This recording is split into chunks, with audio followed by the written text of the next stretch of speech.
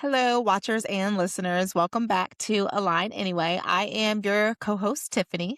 And I am Josh. And tonight we have with us Heather. And as always, we always like to give our guests the opportunity to be able to introduce themselves so that you guys get to hear about them from their own point of view and their lens. And then we'll kind of delve in. So, Heather, please introduce yourself to Align Anyway listeners and watchers. Awesome. Thank you so much for having me on the show. I'm really excited for this conversation. I love the unscripted, real talk platform. So, my name's Heather. I'm the owner of Divine Ascension Company. And I've just created a new title for myself. I'm going to test it out today. I'm a dimensional soul facilitator. And what that means is a spiritual awakening guide, a energy healer, and a psychopomp, which most people don't know what that is. That is basically someone who helps people cross thresholds, whether you're living or deceased.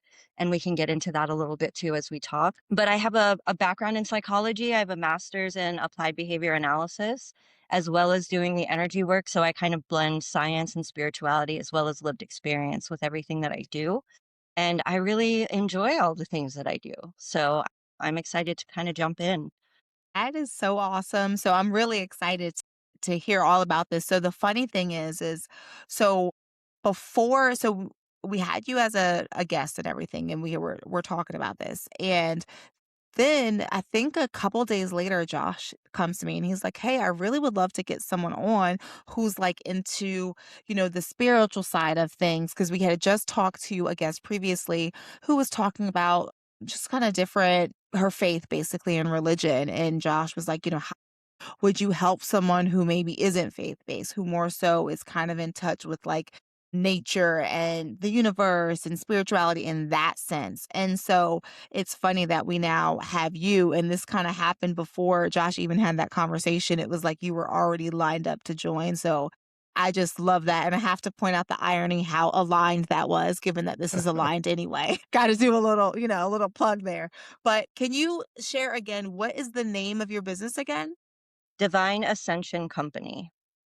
Divine Ascension Company. I love that. We did a test out because we changed our podcast name too. And we kind of were like, we're just going to go with this and kind of see how it works out and test it out. So I love that you came on and decided to test it out on our podcast. So thank you, so much for being here and kind of sharing into that. So really want to delve into what some of those words mean because I'll be honest, I don't know about you, Josh, but like, did you know what all of those words mean or you No, know, not at all. But I can tell you I am more interested than ever because I'm totally into the spirituality and the energy. And I just want to know so much more about it so I can get even more passionate about it.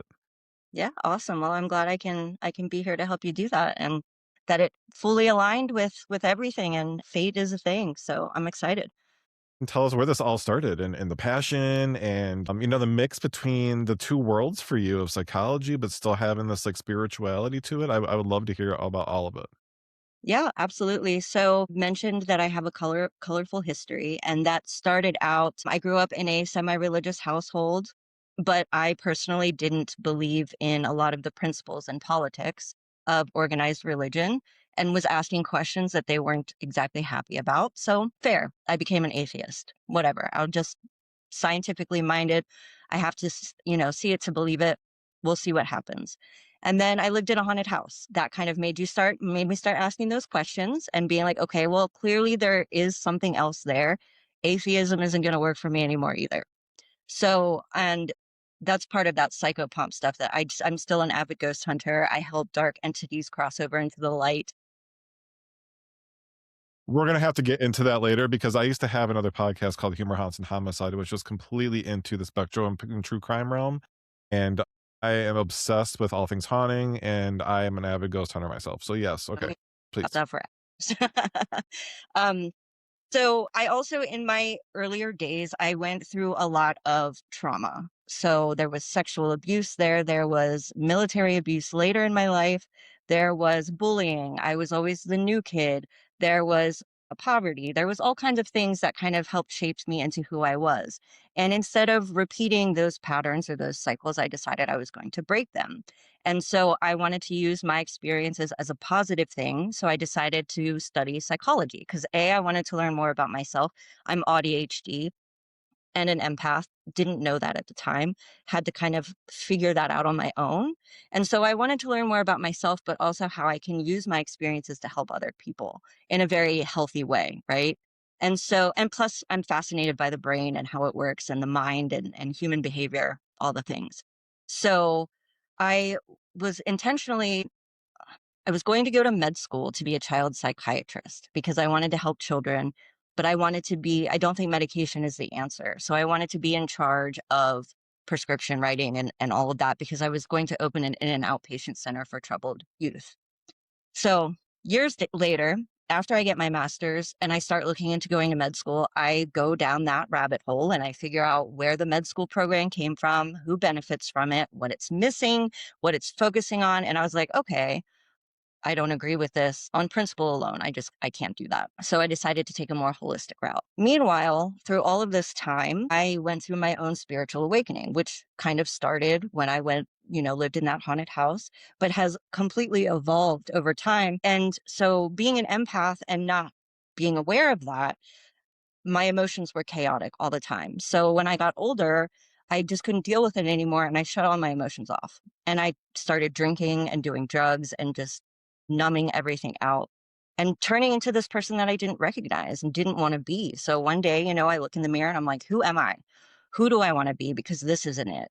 And so I started doing my inner work, inner child healing, shadow work, really figuring out who I was, how I wanted to live my life. I discovered Buddhism. I discovered Wicca. I discovered a whole bunch of other things that were not organized religion that were going to try to help me answer those questions. And that's kind of what started me on the path of learning about energy and still being able to do the ghost hunting too. And so I kind of blend all of that together as well. But now I love the fact that I have that psychology background because now I have the language to be able to approach and talk to anyone about what I do in a way that they can understand, whether it's the science backed research or the energy. I love that you share that part because one of the things that Josh and I were talking about was just like with the master's in psychology and you being an energy healer, how do those two worlds coexist? And so I love that you add that, you did that piece for the language to be able to communicate. And it's so important to be able to speak the language so that people comprehend. So I love that you did the added work for that. But I want to know a little bit more about so the energy side of it. What specifically do you mean by that? Sure. So the energy side of everything is energy. Everything. Your desk has energy, your body has energy, the sun has energy. Literally everything is made of energy in one shape or form. And so when you break that down and you think about the way your body works, you have so many different systems. You have your energetic system, which is the basic foundation of everything. But then you also have your mental, your emotional, your physiological, physical body, and your nervous system, and all these things that all play together. But everything is energy, everything starts there. So when you think about disease or illness, there's typically, and again, this is just where I stand on this, it started out as energy. It started out energetically. Typically, it is, unhealed trauma or limiting beliefs or things like that start out on the energetic level. But if it goes you don't look at it and you just bottle it down, then it's going to start manifesting in other ways because it's trying to get your attention. It wants you to pay attention to that and start looking at it from a different perspective, doing the healing part and working through that so that it doesn't have to keep trying to get your attention. It doesn't have to keep repeating in your life. So, I mean, we come here to learn lessons. That's part of the human experience, as well as feeling the full range of emotions. But if you don't allow yourself to do that, it's going to have to the energy has to stay, it's going to be there somewhere. And that, changes how it appears until you actually pay attention to it. You know, I love that you say that because one thing I wanted to ask you was how do you relate being an empath and being in the field that you're in to claircognitive ability? Because there's part of me personally, and I think even Tiffany has had some sort of relation to this, where because of the empath that we have within us, we feel like we have the ability to recognize signs from the outside. that others maybe don't have the ability to see before it happens. And maybe people think we're even crazy because we even mention it to somebody, because we recognize it, because we don't want to be crazy when it actually happens. We want to be like, look, see, I knew that was going to happen. But then you become the crazy one that actually thinks that shit's going to happen when it doesn't always do. So I'm loving that you're bringing this to the table, because I guess I'm not understanding that part of myself. And I can't speak for Tiffany too, but I am, I'm yeah. just so, yeah, I'm just so interested to hear how you think this ties all in together. Sure, absolutely. And again, this comes back to that energy level that I was just talking about, because with everything being energy, when you have your aura or your energetic field, which is where that empath, like the feel, I call them my feelers, are out in your environment. In like, if you go into a room, I can be like, someone just had a fight in here because that energy is still in the room.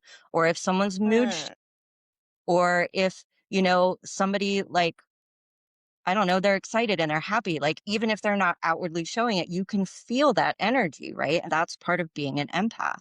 So again, your aura, your energetic field is bringing in that energy, that information into your own field, and so your body is interpreting that in whatever way works for you. Sometimes it's claircognizance, sometimes it's clairsentience, sometimes it's clairvoyance. Like you might see something in your mind. There's many different clairs and ways to interpret that energy, but that's what you're doing. And it's the same thing with your intuition as well. It's along the same lines. You're getting that energetic information into your energetic field and interpreting that, and so there does come a point where you have to learn to trust that. And like you were saying, thinking that you're crazy or other people thinking that you're crazy and it not happening all the time. Well, there's a process. It's just like building a muscle, just like anything else, where you have to, learn how to read what that information is and how you're interpreting it, and then learning to trust it. And you will find that as you build that, they will start happening more and more often. And you're not You know, Thank you for saying that, 'cause to yes, Josh, I do feel the same way, because me and you both do the same thing, like, and we, make fun of each other, and we'll be like, I'm a witch," and I'm like, "I'm actually really starting to think, like, something's going on here," because there will be times where I'll call someone, and I'm like, "Hey," but I'm calling because I felt like they needed me to call them, or I'm like, "Hey, I'll call my fiance, I'm like, "Hey, is everything okay?" "Yeah, why?" And I'm like, "I just feel you. I feel like everything's not okay." And then he's like, "I mean, actually, this just happened." And I'm like, "Okay." Like, but I don't know what it is. I don't know exactly what the feeling is. Mostly for me, the feeling feels anxious and I think of a person. Somebody pops into my head. So I call that person.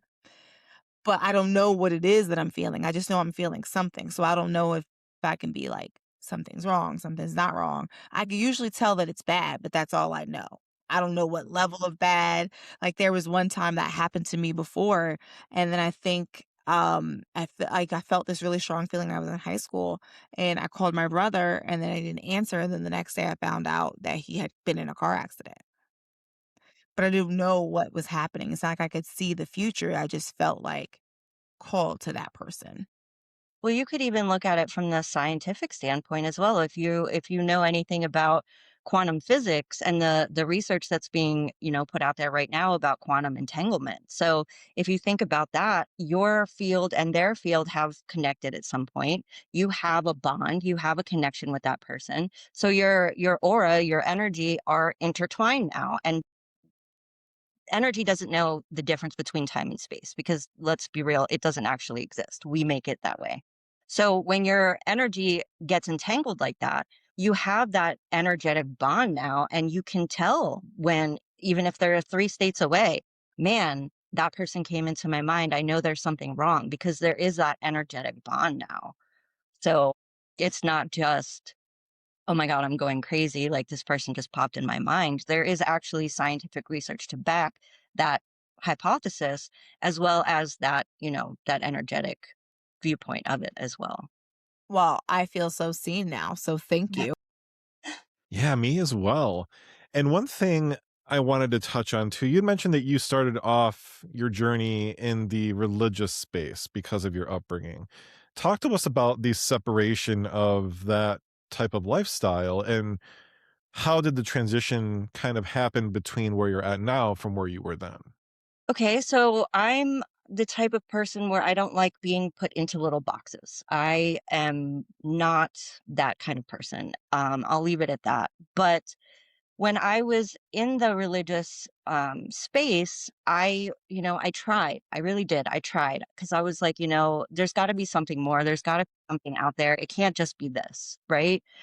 So when I started asking those questions, I was like, some of this makes sense, but not in the way that it's being presented. And even now, like I just had a conversation with someone the other day about on a different podcast that I was on about the religious space and the Bible. And, is there anything that you can take from the Bible that you still believe in? And I was like, absolutely. Let's talk about, the rising of the Christ, the second coming, because everybody's talking about that right now. But the way that the organized religion presents the idea is in a very literal sense. And I'm like, if there's a Jesus zombie out there walking around, like, I'm done, right? Okay. But if you look at it symbolically, you take into consideration the ascension that we're going through, the um the rise in 3D to 5D existence, and what that 5D is all about is about being one with everything. That telepathy is going to come online, and just, you know, that Christ consciousness, what he was actually teaching. And what it is that it's coming, it's rising in each one of us. I have my energetic truth tingles just talking about it, which means I'm on the right path. So there we are. It's within each of us. It's not him coming back physically. It's him and his teachings coming alive within each one of us. So there are still things that I take out of that religious space that I still utilize in what I do. Archangel Gabriel is one of my guides. And so even though I'm not religious per se, you can still take aspects of that and bring it into whatever it is that you believe in. And that's one of the things that I teach my clients is sovereignty and empowerment. And what that means is do your research, ask your questions, figure out what your truth is. And you can blend all of it together. You can take little pieces of it and make your own truth, but find out what is true for you. And that can be whatever it is. Doesn't matter. We don't all have to believe the same thing. This is literally the most perfect example of kind of how I feel or how my beliefs are. Like lately, I've been really questioning. I don't want to say questioning my faith because I know I do believe in God, but I do struggle believing in Jesus and believing in, organized religion and things like that. But there are a lot of things and teachings that I think are good and valid and fair and things that we should work toward. You know what I mean? But I'm like, I just don't feel like I can choose a lane. So I don't really have a lane. You know what I mean? And so now when you're sharing, like, no, you can kind of mix in your beliefs and kind of make them one. And my brother used to say this sentence because we talk religion all the time. I mean, we at one point my mother was a Jehovah's Witness, and then we were nothing for a while, and now we're in a space where, she more so like you believes in like just energetically healing and things like that. And so been through a lot, and so there's a lot of religious pain there, but there's also a lot of beliefs that I take and I still hold very dear, and they bring me comfort when I'm down, when I feel like I have nothing else to go to. And I think that's why it's like I want to carry on and hold on to that piece of it. But I really want to kind of like what you said, make it my own and kind of pay attention to when I feel those things. And I do believe that witchcraft is real. It can't be fake because it is in the Bible. And then I don't necessarily think that it's evil because who is to say what is evil and what's not? If you're not doing harm to someone, I don't see that as being evil. So I'm very open now to a lot of these things. And I was very interested in things like this from a young age. Like I loved Harry Potter, Charmed, anything like witchcraft, witchy, I was like loved. I used to pretend to be Piper when I was in the grocery store and I would like freeze my brother and sister. And if they didn't freeze, I'd be like, what the heck, bro? Like, come on. You saw me put my hands out. You're supposed to freeze. Literally, I love Charmed. Do you I not love see me in Piper. my white lighter essence? Come on. Oh, and White Lighter was Paige, but it's okay. But anyway, so it's like very specific. But, always something that I was into. So now I'm at a place where like I feel like I am open to exploring that and really paying attention to it, and like you said, like practicing that muscle. I even, had told my mom the other day, I was like, what's weird is I didn't have a relationship with my dad growing up at all. Very little, and it was very strained, and I didn't like that. I always wanted a dad. But when he passed, for some reason I felt closer to him. I felt like he was finally free from the struggles of addiction and life and all the BS and depression and the things that he went through. And he was finally free. So I felt like comforted and like happy for him. And I felt like, I don't know, it sounds weird. And I felt crazy saying it. I was like, I kind of felt like I have a relationship with him some way. We chill sometimes or like talk in a dream or something, and I legit actually feel close to him. And I told my mom this or my sister, and I was like, "Does that happen to you with dad? Does he visit you?" And she's like, "No," but she didn't think I was weird at all. She was like, "But talk to your niece because she says that he's visited her before." And so I wonder, like, okay, so I'm not crazy or am I? I don't know. Well, so a couple things. The religious part, I just want to wrap that up really quick. If you look at all of the teachings, all of the organized religions, and you take away the interpretation, you take away all of, the junk, and I'm only saying that for lack of a better term, it's not junk, but if you take it down to the basic core values and the core teachings of what each organized religion stands for, it's literally all the same thing. They're all saying the same thing, just using different language. They're people, Jesus, Buddha, Hare Krishna, they all had very similar teachings. And if you just take it down to that basic core aspect, everything is just based out of love. And if you can have that in your life, then who cares about the rest? So when people talk about God, I had an issue with the word God for a long time. I had to replace God with universe or source or something that was more relatable to me, and everything still made sense. And so when you talk about God or source or the universe, you're all talking about the same thing. We just each have our own name, and that's totally fine. As far as your dad, so this is again, this is what I believe. And I think that and my stepmom passed away many years ago, and she visits me in my dreams all the time. They are able to visit you in your dreams. That's one way because the veil is very thin. And when you're in that theta brain state, you're able to be open and receptive to their messages, to their visitation. And that's one way that they can do it. Another way is in the physical realm. Like if you see coins or cardinals or something that's, reminds you of them, it's probably them trying to send you a message. And our loved ones, when they go on the other side, they're not gone. A friend of mine used an analogy where if you're both sitting on the couch and one goes out to the kitchen, you can still hear them, right? You just can't see them anymore. And this is the same thing. Like they're still there. They're with you all the time. You just can't see them anymore. And now you just have to figure out how to communicate in a different way because that distance is there instead. But they're always with you. They're always watching you. They're always there comforting and supporting you in whatever way they can that you will recognize and be able to feel. So no, you're crazy. When Well, it comes thank to you the for saying. Cardinals, I had my own personal experience with the Cardinal, and it was shortly after my brother-in-law had passed away, and I was starting to have these interesting moments. And I had talked about this on an earlier episode of our podcast, but very quickly, I'd had this weird feeling of deja vu one morning. I saw a car that I thought was my brother-in-law, and I messaged him and took a picture of the car, sent it to him on Facebook Messenger, and he said it wasn't him. Okay, week or two goes by. I'm at the same intersection, same time of day, the same exact trucks ahead of me. I had this weird, sick feeling of deja vu. I referred back to my phone to see the license plate that I had taken and confirmed, yes, this is the same car. I was going to message my brother-in-law and say, hey, dude, I thought it was you again. But the light turned green, put my phone down. I started working. My husband calls me a few hours later, repeatedly letting me know that Kyle died. And Oh I'm my like, God. holy shit. That was the moment like I started feeling things. And I was like, this is weird. But then at work, I was doing some training. I get there in the morning and a cardinal would not leave me alone. He kept flying out of my car. And I'm not one for birds. Like they kind of freak me out a little bit because they're so unpredictable and they have the leg up over you, being in the air and shit.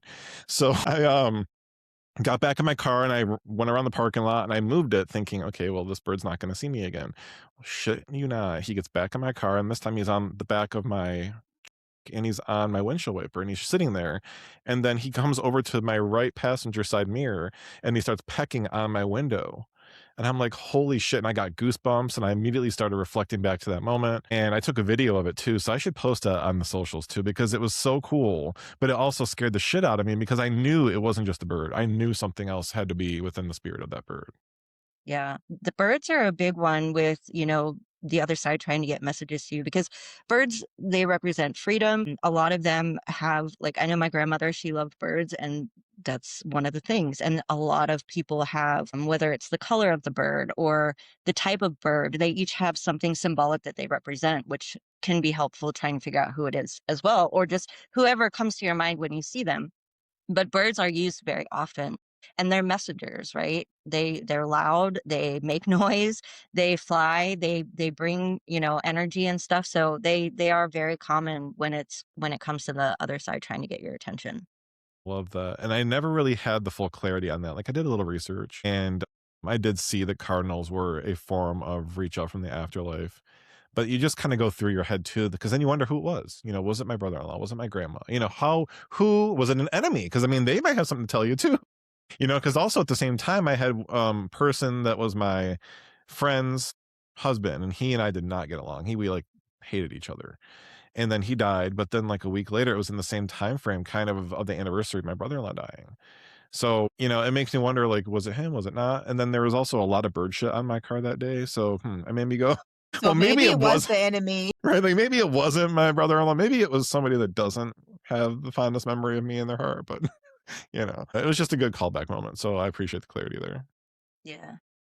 I was wondering, so could you tell us and the audience a little bit more about just kind of the work that you do? So what can a client expect from, a session with you? Sure. So I do a couple different things. I specialize in inner child healing and shamanic style energy clearings. So that is usually going, and I don't make anyone relive their experience unless they want to work through it that way.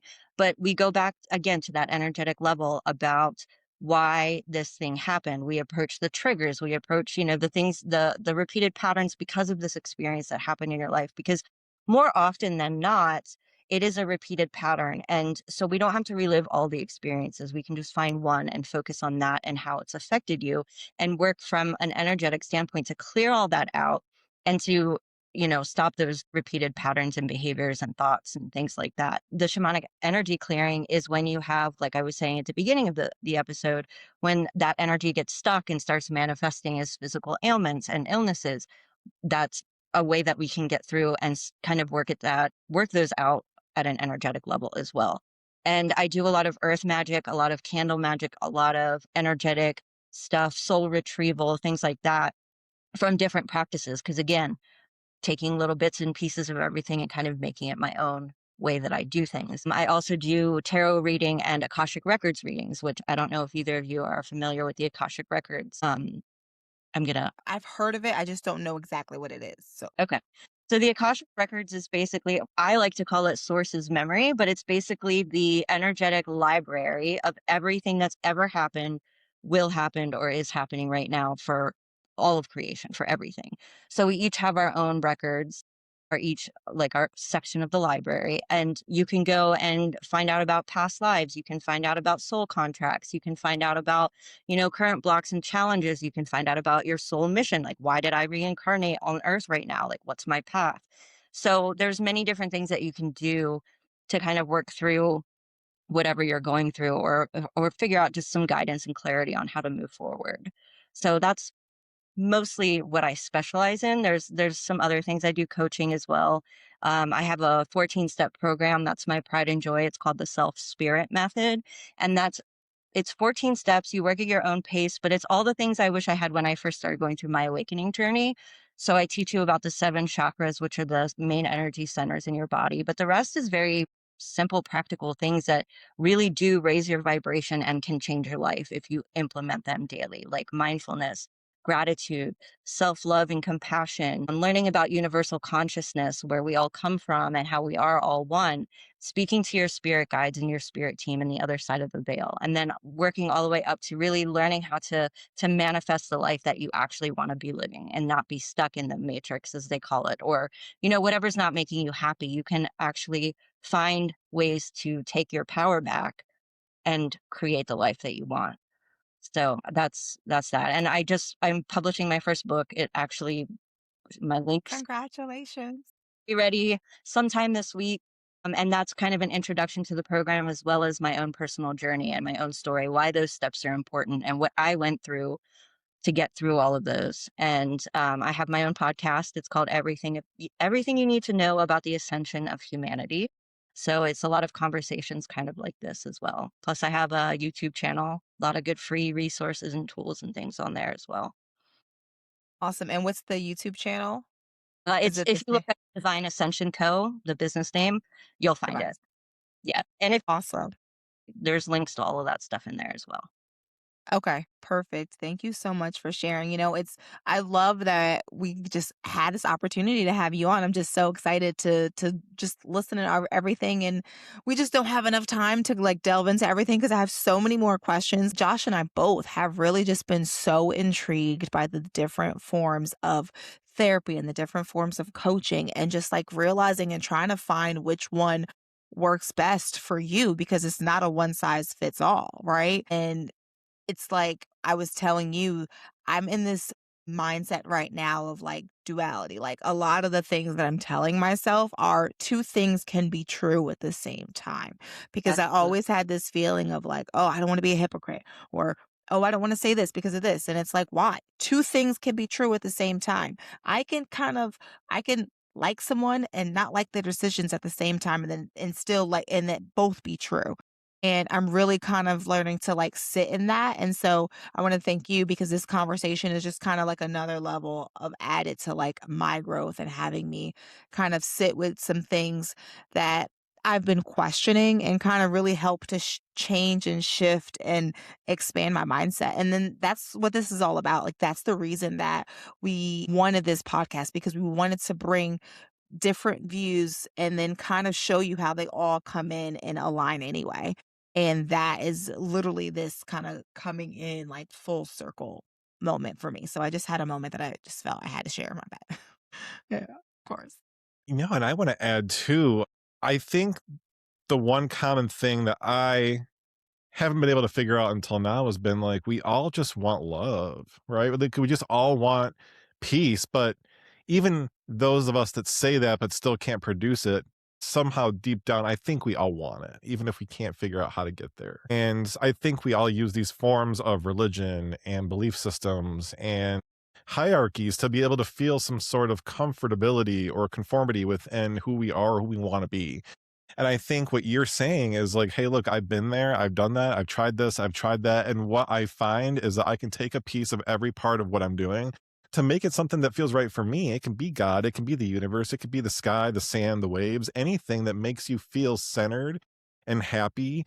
And it doesn't need to have a label. And I think that is absolutely something we need to normalize, because the organized religious belief system, and dare I say, Caucasian belief systems, are really heavily grained into this fundamental Christianity and all the other deep grained Southern religions that really have this awful, hateful mindset. And it's breeding now more than ever. And I think conversations like this really have the ability to change some mindsets that might have had a little bit more leaning toward hate. And now maybe they can see that, look, you don't have to necessarily be that box either. You can be in a box that just feels like you, and it doesn't have to hurt anyone else around you. So I think Yeah. that's amazing. Yeah.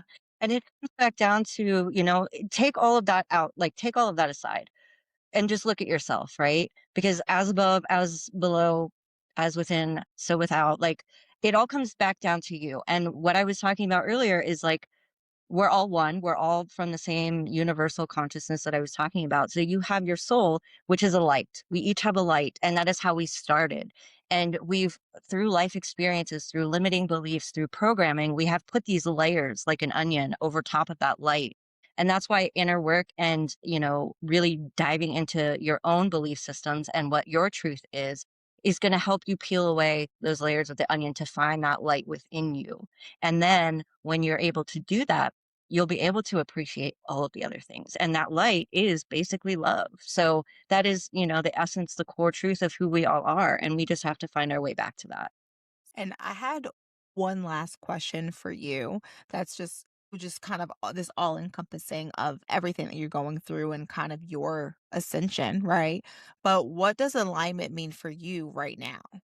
Alignment? Oh, that's a good question because that, changes over time where you're at in your journey. And for me, I've been going through this last part was about throat chakra activations and, speaking my truth, regardless of, still coming from a place of love, obviously, but speaking my truth, regardless of trying to keep other people comfortable, upholding my own healthy boundaries and keeping, that my own energy safe and filling from, a full cup. And so alignment to me means that your words, your thoughts, and your actions all point in the same direction. They all align. They are all the same.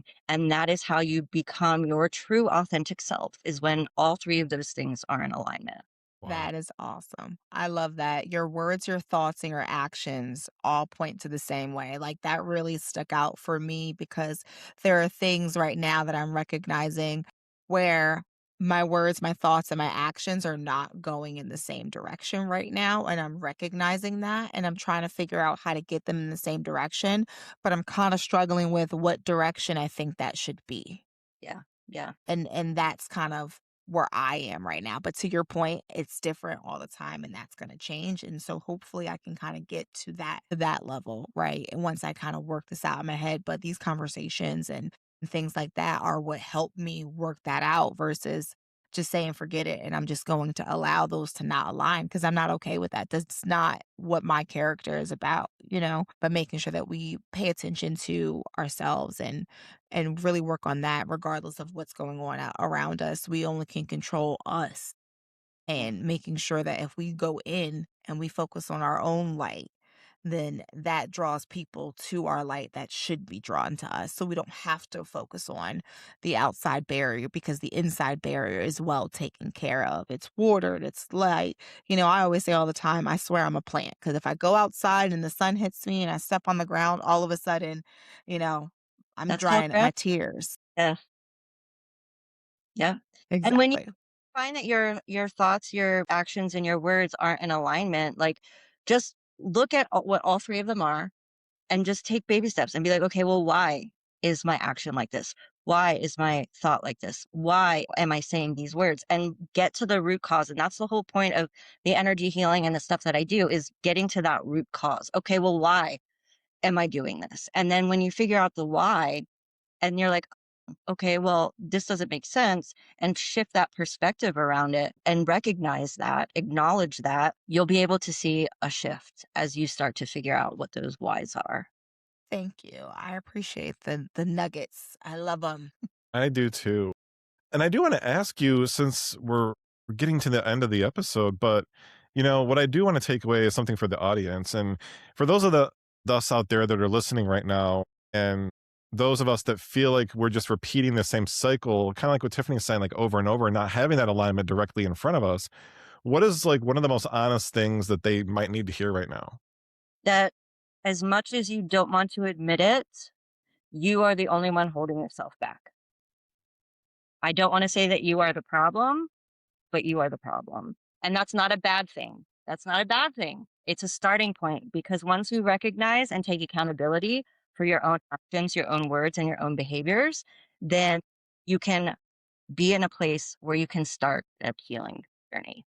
Am I the problem? The amount of times that Josh and I have said that, the amount of times I said that today, I'm like, am I the problem?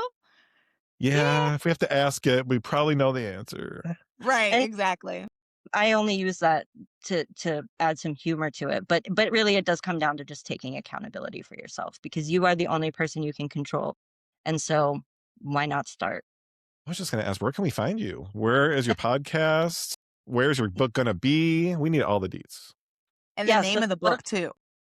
the book, it's called Becoming Divine, and it should be available on Amazon. I'm not sure where else yet. Again, I just hit that publish button and my links aren't ready yet. So they should be ready hopefully this week. But I know for certain it'll be available on Amazon. And once that link pops up, I'll be making an audiobook for it as well, but that's not quite ready yet. My podcast is pretty much anywhere you can find podcasts. It's even on my YouTube channel as well.